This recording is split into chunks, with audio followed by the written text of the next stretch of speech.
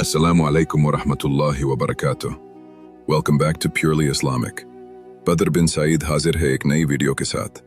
ए सुनने वालों, रात की खामोशी, सितारों की चादर और सहरी का बाबरकत वक्त, ये वो लम्हा है जब जमीन सो रही होती है मगर आसमान के दरवाजे खुले होते हैं। ये वो घड़ी है जब दुआएं सीधी अर्श तक पहुंचती हैं।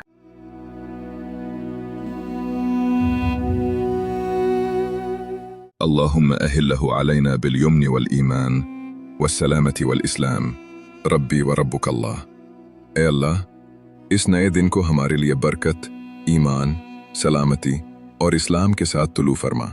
तू ही मेरा रब है और तू ही हर चीज़ का मालिक है।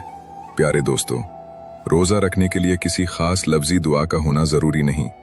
सबसे अहम चीज़ नीयत है, दिल का इरादा।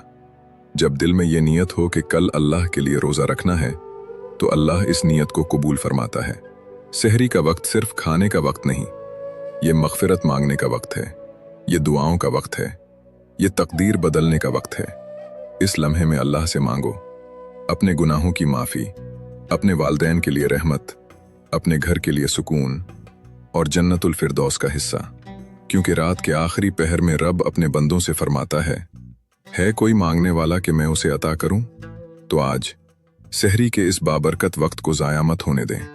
अपने हाथ उठाएं, आंखों में आंसू लेकर दुआ करें और यकीन रखें, जो रब इस वक्त सुन रहा है वही रब आपकी तकदीर लिखने वाला है।